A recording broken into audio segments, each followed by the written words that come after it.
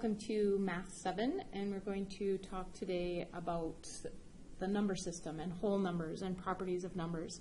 So when we write any number, we write combinations of 10 symbols: 1, 2, 3, 4, 5, 6, 7, 8, 9, and 0.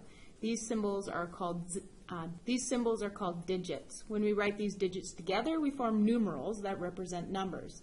The numbers that we use for counting, such as 1, 2, 3, 10, 100, and so on, are usually called the counting numbers or natural numbers. And a set of natural numbers is endless. There is no largest natural number, so we say that a set of all natural numbers is infinite. If we include the number 0, then our set becomes a set of whole numbers. So significant digits, when we round our numbers, we know that general rules for rounding, okay? So if you're looking at a number that is 4 or less, we round down. Or if it's halfway or more, so at or above 5, between the tens, we always round up. So 4 would round down to 0, 5 would round up to 10. In this example, 155, we would take it to 160. If it was 156, we would take it to 160. If it was 154, we would take it to 150. Now, the number of digits that you round to is called your significant figures. And we do that when we believe that the number of digits that we're talking about is important. To round to a number, so if we looked at this number here, 3568 is a 4-digit number. If we wanted to round to 2 significant digits, we want to round to the first 2 digits, okay? So the first 2 numbers, the first 2 digits, so we want to look at these 2 digits right here. So we look at the last 2 digits as a 68, and we know that if we want to round to 2 significant digits, that this 3568, because it's past the halfway mark, is closer to 3600 than it is to 3500. So we round it to 3600. The 36 at the beginning being our 2 significant digits. The same number to 3 significant digits would be closer to 3570, because again, 3568, so now we're including the 6 in our significant digit. So we have to look at the 68 being closer to 70 than being closer to 60. And so we would round it to 3570 with the 357 being your 3 significant digits. This changes a little bit once we get into talking about measurements and decimals and stuff, then the significant digits become even more important. But I just wanted to throw it out there so that you were aware of what significant digits are and how we would deal with those. So the next thing we're going to talk about is index or exponent notation.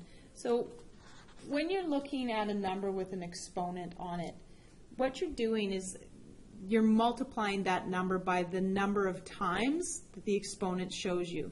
So here we have 7 to the 4th power, or 7 to the 4th index, or 7 with an exponent of 4. So any of that terminology can be used to explain this number.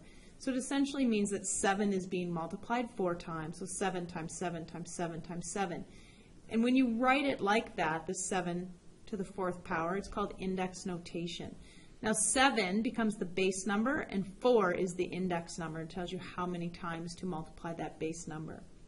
Okay, so for example, if we did 2 times 2 times 2 times 3 times 3, in index notation it would look like this: 2 to the 3rd power, because there's 3 2's here, and 3 to the 2nd power, because there's 2 3's there.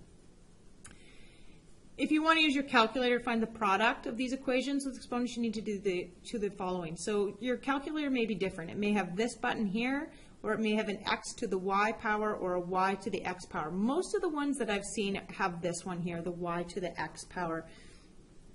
And it's normally found as a single function button, so it's fairly simple to use.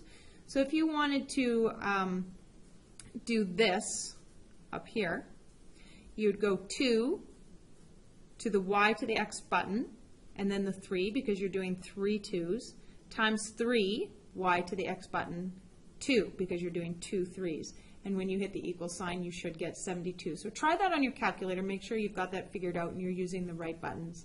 You may also have a button that has an x to the 2nd power on it, and it may be a second function button, which means when you're using it, you have to hit the second function button on your calculator before you can activate that particular button.